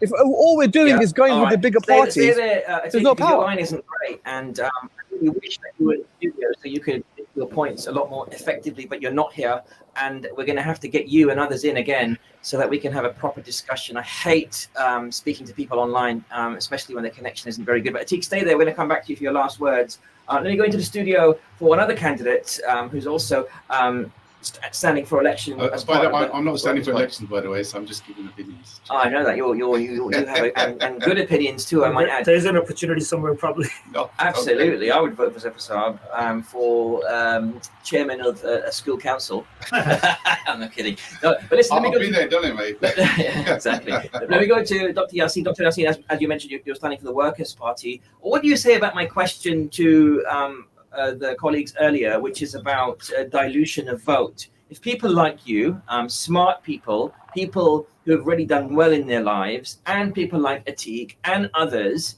countless others, that are standing on the basis that Keir Starmer did not have the right position when it came to Gaza, and his support, unequivocal support for the government of Israel, let's face it, most of the Muslim candidates are going to be using that on their ticket, right? That's going to be a headline amongst their ticket, including yours. Isn't that a problem? Because you're effectively just diluting the vote. So what's going to happen is some people are going to vote for you, some people are going to vote for Atiq, some people are going to vote for other people. The vote's going to be diluted. You're not going to win. No, I don't think so. The vote will be diluted. I think this impression we have, if you analyze things strategically, I have. If you look at the number of people. Are you saying I'm not strategic? No. I can give you one example. normally 52-55% people come out to vote in this country. Why? Because when people have only few people on the ballot paper or few political parties like Labour, Conservatives or Liberals, and some people refrain from voting, they decide not to vote because once you have other opportunities for people, when somebody is standing independent like Atiq Malik or myself from the Workers' Party, I think the people have much bigger choice, and people, I think the turnout is going to be much bigger. Okay, that's going to benefit the electoral process. When when we discussed this, that the Labour Party, or the way I think your guest Amin said, that this parliament, in my views, the coming parliament, is not going to be a single party control parliament. As you can see from the Liberals, Democrats' point of view, it'll be a coalition, a hung parliament. The hung parliament. And I believe any other political party or any other individual, those who can make to the parliament, they will make a big difference in this parliament. You mean there's a bigger chance of them actually being even part of the coalition? Potentially, or supporting the coalition on the basis of the policies. That's an interesting thing. And another thing which you try to understand, that mainstream parties, when you have people like Atiq Malik, highly talented, I respect him a lot. I've been in politics for many years. I've been trying to seek opportunities to represent people somewhere. Yeah, we can see that. You've been to a number of parties. No, unfortunately, mainstream parties, we have a big problem. The ordinary people coming from the ordinary backgrounds, they don't get an opportunity. I don't know, though. But imagine people like you and Atiq got together and you voted on one ticket. Wouldn't that strengthen your vote, though? Can I? But don't you see what I'm saying? No, I understand what you're saying. Okay, can I say and give you an example? Last election. But why don't you get together with Atiq? I am standing for the Workers' Party. Obviously, he's Forget standing the Workers' independent. Party. No, I'm not much going more to alignment. forget about the parties. Yeah. I'm standing for a party, and I will continue to stand. I will fight hard, and I think I have a big opportunity, and I can probably make it. But anyway, now let me go back to you. You said in your statement that talented people. Labour Party had more than 3,000 members during the Jeremy Corbyn in Luton alone. Yeah, and majority of those members were Muslims. Yeah, but he's unelected. No. When this came to selection of the candidates, and Central Party took away the right from the local members to impose candidates in Luton. In Luton South, you had Rachel Hopkins imposed by the Central Party, and you had Luton South Sarah Owen. She was imported from London. I remember. No. My question to you is why they could not select somebody from those 3,000 members. Those lived in Luton, and they were paid member of the Labour Party. Unfortunately, the systematic racism, I call it. I call this institutional racism within the political parties. And you know what these political You have a good point there. You know why? Because I want to see if Councillor Aslam Khan, who is the leader of the Conservative Luton Party, actually gets nominated by his party to represent that ticket for the Conservatives. Because if Councillor Aslam Khan is not nominated by his Conservative Party to represent for Luton North or South, then I think what you say holds true even for the Conservatives. I can see where you're coming from, but here's my concern about you, sir, Dr. Yassin, and others who are working with the Workers' Party. And that is George Galloway. You put him in a very positive light, and I would argue people who don't know about George Galloway then don't know all the details. Yes, he gives a very good speech in the House of Commons. Yes, he will stand there and say a bunch of really inspiring things that many of us can resonate to. In the past, yes, he's stood next to the late John Pilger, right? And as you mentioned, the late Tony Benn and other great figures that have represented truth and justice in the past. However, as has been mentioned by others on this program, somebody that just talks to the crowd, it's all talk and no play, no action, no real policies, no real substance to move the needle. And what about George Galloway's, support of China? And the Uyghur Muslims in China, the Muslims who are oppressed by the Chinese authorities, which has been factually proven. Did you know George Galloway actually does not recognize that oppression? And why are you supporting a man that does not recognize the oppression of the Uyghur Muslims? No. George Galway. Do you understand that? No, I had a discussion on this with George Galway. Okay. When you look at the issue of Uyghur Muslims in China, okay, bad things are happening there. There are things needs to be addressed, right? Ethnic cleansing, But the Western media and the Western governments, because they're against China, they want to work against the Chinese interest, and somehow they try to portray China as the biggest or the largest human rights abuses in the world. The fact is, these people, the country we are sitting in, if you look at what's happening in Palestine right now, in Gaza, can you believe in 21st century, you and me, we will see starvation of babies and children, killing of those innocent people? But that's what's happening in China, which George Galloway does not condemn. Why doesn't he condemn China, sir? No, he hasn't condemned it. He said that it doesn't exist. What can I show you? Next time I see George Galloway, I'm going to try to convince him to speak against the injustice. No, but can you get him to come on this program? Because we've also reached out possibly. to the I think George Galloway is going to be in Luton. Yeah. Obviously, we'll bring him organize on this program, and we will bring him to this program. Please do, because I want to ask him directly what his position, and subsequently what your party's position is on the Uyghur Muslims. Because again, and I also want to ask George Galloway, I don't know if you can answer this, which is, what has he meaningfully done for this country aside from stand and give a great speech? Well, no. I mean, he has done many. Like what? No. I can't point to any one thing George Galloway has done for this country, aside from standing demonstrations. In times of difficulties, when, as Chief Malik said, there was a gagging order in the parliament on most of the major political parties, members of parliament, he was one of those politicians. He stood up there and he spoke his voice. And he just spoke, like you and me can. You can speak just as well as George Galloway. I think why George Galloway? It's not, making to that parliament and speaking with knowledge and information and exposing. But Dr. Yassin, you have to admit, he even sat with Saddam Hussein, and everyone, even in the Muslim world, recognizes that Saddam Hussein was a dictator, Bashar al-Assad, who's still in power and has supported the killing of innocent Muslims left, right, and center across Syria, ethnic cleansing of Sunni Muslims.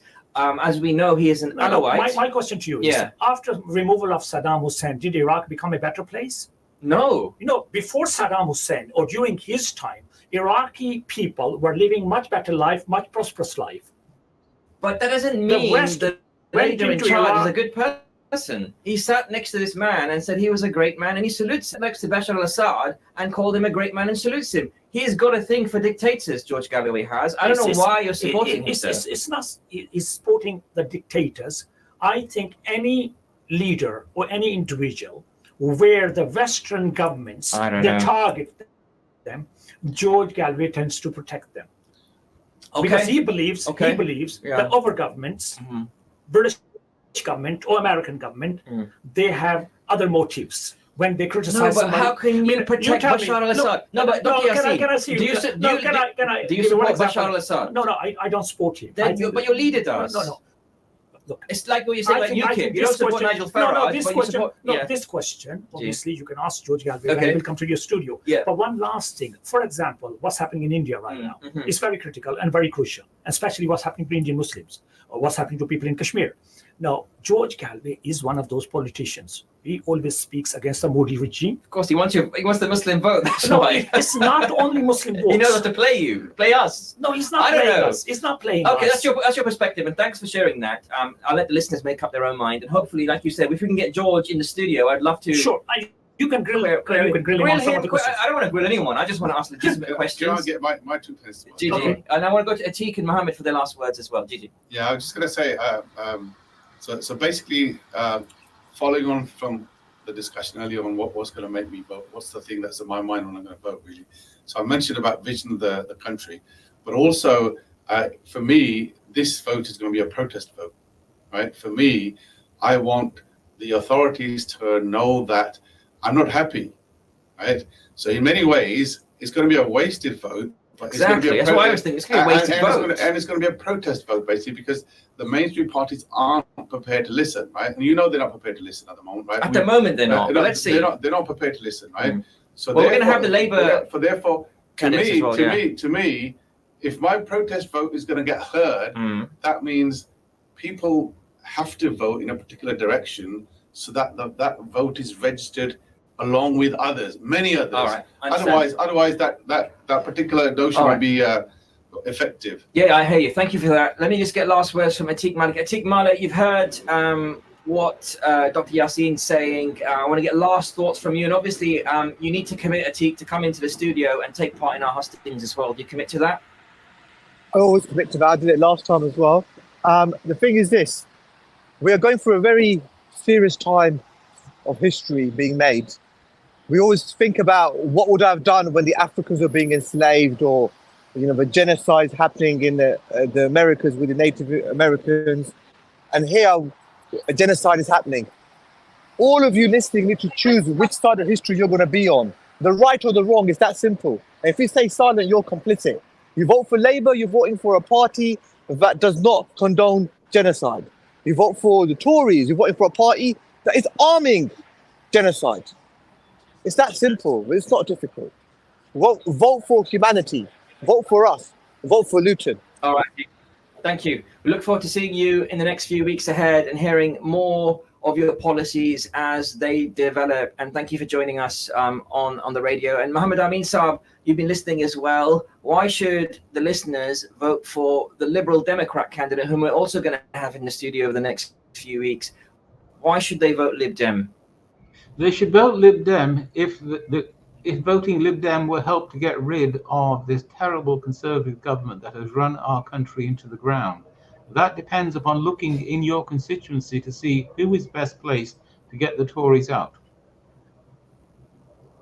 Thank you for sharing that, Muhammad Amin Saab, and staying with us for the full hour. And finally, Dr. Yassin, you've given your position on various things. Why should people vote for Respect in 6 weeks' time? Or Respect Workers' Party. Sorry, yeah. Well, they should support the Workers' Party for several reasons. We are not only standing for a Palestinian or Gaza issue. There are a number of other policies. Our party manifesto is out there. You can see large number of people. Those used to be hardcore socialists or people in momentum within the Labour Party, left-wing side. They are actually supporting the Workers' Party. Okay. So we have range of policies. For example, one of the policies which I can highlight very quickly is that we believe that there should be no tax on the wage below 21,500. All right, we're out of time, but I'm sure we're going to hear more of these policies from all the parties, including the Workers' Party, over the next few weeks. But let me go ahead and thank Atiq Malik, Muhammad Amin Saab, and yourself, Dr. Yassin, for joining us in the studio, representing your plans for the votes of the local Lutonian population. Listeners, this has been Friday Night Live. Rest assured, more on the elections in the upcoming weeks. Stay tuned. We'll be right back next week. Bye-bye. Assalamu alaikum.